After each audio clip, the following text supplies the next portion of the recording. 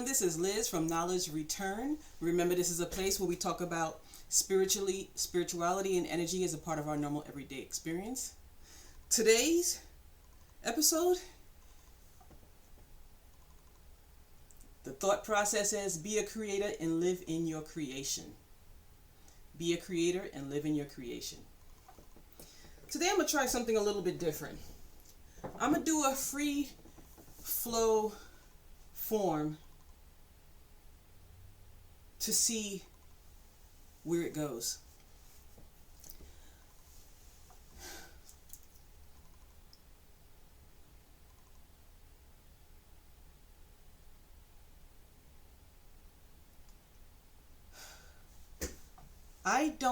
I'm not sure if I've ever stated in the past, I would let's say it's an ability to hear that inner voice with clarity, hear that inner voice that is guiding, is loving, is nurturing. It's also informing. And that inner voice has guided me throughout my entire life. That inner voice, I almost, when I was younger, separated it as a part of me. It's a part of me, it's a guiding aspect, but I always thought of it as a separate aspect of who I am. Because it was like at times I was receiving information that I did not get in my waking experience. I was being guided about things that I was not experiencing at the time. I was being informed of situations and scenarios and places and people that in that waking experience I did not have that knowledge of. And so I say that it is a guiding light for me. It is a informative, nurturing, caring, loving aspect. I have now come to learn that guidance is just another aspect of who I am. And when we talk about energy and spirituality, we talk about, well, you've heard phrases, the all is the mind. It is all related. It is all related. Accepting and understanding that inner guidance was me or is me from a different or higher perspective. At first, it seemed unbelievable, but then it felt like that was right. That was the right understanding. It knew me so much. It even knew my path so well that even though I was living this life, it knew which way I needed to turn. It knew what actions I needed to take. And because I was a willing participant in this dialogue, meaning that when I heard the information, when I received the guidance, I acted upon it. I did not dismiss it. And every single time that I acted without even knowing why, it always, every single time, worked out for my benefit. Every single time worked out for my benefit. Sometimes those actions I saw the benefit immediately, and sometimes I saw it years away. I didn't always understand why I might have been guided, or that insistent and internal nagging that you receive to do something, why I received it. But like I said, always it has been for my benefit. So it's like I'm walking This experience is like I'm walking blindly through life with my eyes closed. Yet I have this inner guidance that's saying, go left, go right. You're on the right path. Continue doing what you're doing. You're doing great. Keep walking. Take a rest. Take a break. Go forward. Even with my eyes closed, I was being led to where I needed to be. So now, as I'm going through that awakening journey, that remembering journey, that spiritual journey of connecting with that energy, that source, that information that was always guiding you or guiding me, it has taken on a new level. Because no longer am I walking around with my eyes closed or a blindfold on. I'm walking around intentionally with my eyes open, understanding what I'm seeing, understanding why things are, why people are, why situations are.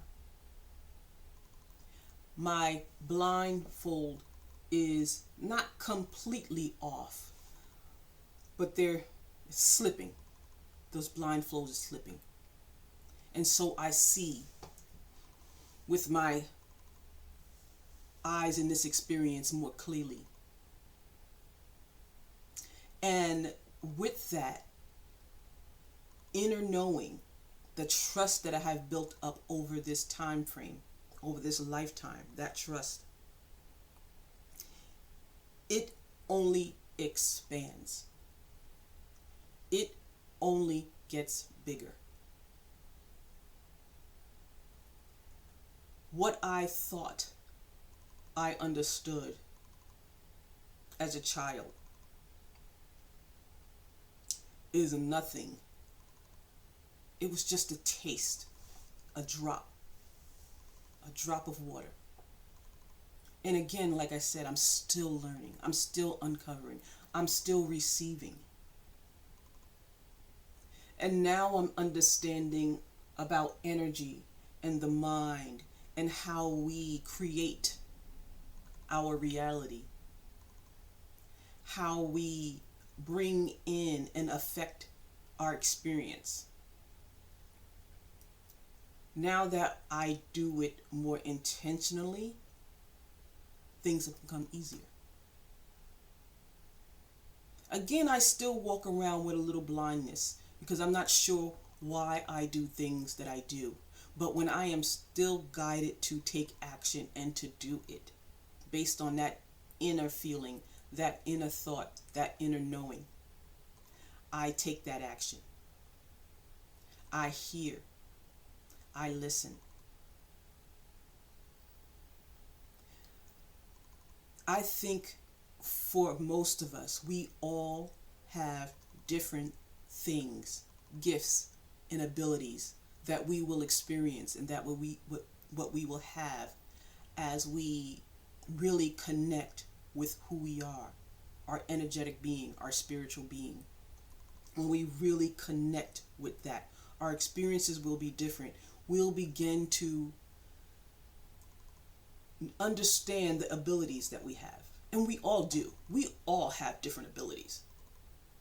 It's just that some of us are not aware of them yet. It took me a moment, for example, like me having that inner knowing, didn't realize it was an ability and that not many people have it. I just thought that everybody had the ability to have it and they just wasn't aware. I still believe that is so. However, I think that people who came into this life experience with that understanding and that connection have that is their gift. Other people just have to develop it. That is their gift who came in with it. And so I came in with that. as I began on my spiritual journey, one of the things that I learned, and again, this is before me even, like, I knew energy, everything was energy, or at least let me say this, I began to understand everything was energy. The new thing that I was getting was feeling it. And maybe I was always feeling it, but I didn't realize it. But one of my new things was truly being able to experience the feelings of environments and people and situations. Not me assessing a situation based on me stepping in the room, me actually feeling the energy, feeling people, to the point that those feelings I could interpret into words. Feeling the energy and the patterns in our environment, to the point I could articulate them in words. Without knowing, for example, someone was being deceitful or dishonest or wearing a mask in front of me, I felt that energy.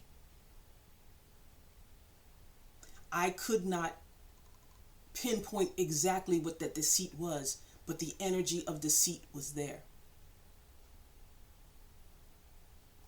Same thing with someone having thoughts of hurting someone if they're in my presence. I may not be able to determine exactly when or why, but I could feel that energy. And so as I was talking about this experience with someone, with a friend of mine, and it was like, yeah, I know what you're talking about. And I was like, what? You experience? She's like, yeah, I experience energy all the time. And I'm just like, then why'd you tell me about this? I'm thinking I'm going crazy. Why am I feeling these things? And this is a part of our spirituality and energy, being able to receive it, being able to feel it, being able to interpret it. I'm thinking, as I'm going through this process, like, what the heck is going on with me? Not knowing that this is just another stage or ability. And it's nothing to be afraid of. It's just to me like another sense that I have that now I'm able to articulate and put words to. Okay, yes, now I feel energy.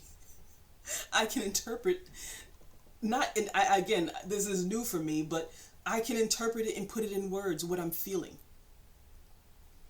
So as I was talking to this other person, they were giving me examples like throughout their whole life and their childhood, that they could sense the energy of someone if they wanted to be combative, or if they were sad, and they were taking on that energy. So just in case people don't know, that when people are able to interpret and take on energy, they're empaths.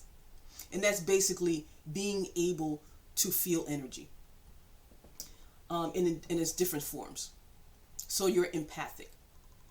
So that's why also sometimes a lot of people, this is probably why I probably always had it but never really understood, because I always had this thing where I did not want to be in crowded rooms. I almost felt like it was almost like boxing me in, being in a crowded room. I couldn't stay in there too long. At that point in my life, especially when I was younger, I didn't know why I didn't want to be in too many crowded rooms. But that kind of probably explains it. I might have been feeling things and not knowing that.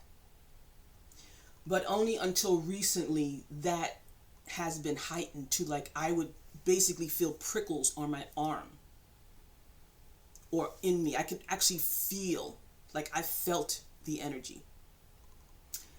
And I think that is the recent thing.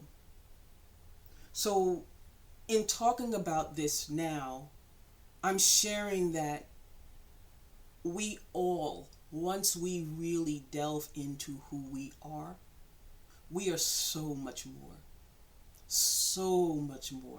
than what we see. It is that realization and that acceptance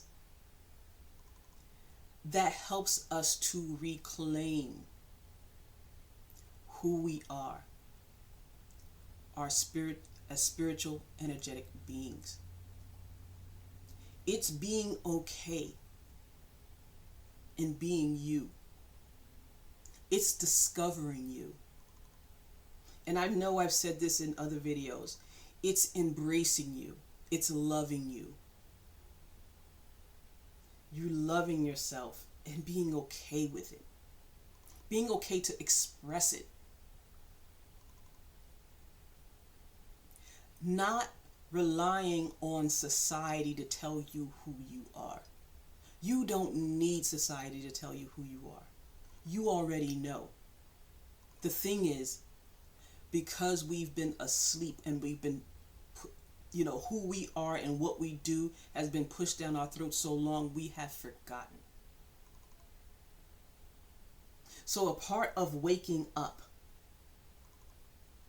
is rediscovering who we are and loving it, accepting it, the good and the bad. And when it comes to what we call the bad, it's really understanding what it is. What is the belief system that makes us think a particular thing is bad? And what is the belief system, contrarily, that we might think what is good? So I remember telling someone when they shared with me that, I gotta, I'm so emotional and I gotta really work on my anger. I gotta work on not being so emotional. And I had to remind them, and this might resonate with other people. Sometimes your emotion is your superpower. And particularly this particular person, emotion was their superpower. The thing is, how do you balance and harness it for your purpose and needs that benefit not only you, but everyone else? How do you harness your emotion? Because there are times when you gotta get angry and stand up for yourself. But can you do it in such a way that you get your point across? You can still speak. You can still articulate, but you use that energy to get your point across. Because you are standing up for yourself. You are standing up for someone else. That's how we need to look at things. Not looking at it from a place of fear. Everything has its place. There's balance, there's moderation. Everything has its place. And so to the person who thinks, I'm a very good person, I'm always giving, always giving, always giving. Even that person, you need to look at yourself and say, I'm giving and giving, and people take advantage of me. I'm such a giver, yet people treat me unwell. You have to ask yourself, why am I giving? What belief system am I holding on to that I have to give of my energy to the point that it drains me? Because there's a point of giving. And like I like to tell people, I give of what is abundant. When my energy, when certain emotions, in certain activities I do, I give of abundance. When I don't have to give, when I don't have the energy to give, it then drains and depletes me. So if I'm drained and depleted, how can I give to you? So I give from abundance. And when I give from abundance, I don't expect anything in return. And when you give from a place of abundance without any expectation, you will always receive. Maybe not from that person that you gave to, but you will always receive. Because your cup can be kept full. There's so much to learn about energy and the laws of energy and spirituality and universal laws and things like that. But it's the ability and knowing that you have it. Each and every person has it. The thing is remembering, recognizing it, and going toward the future, understanding. You're going to have to address your ego.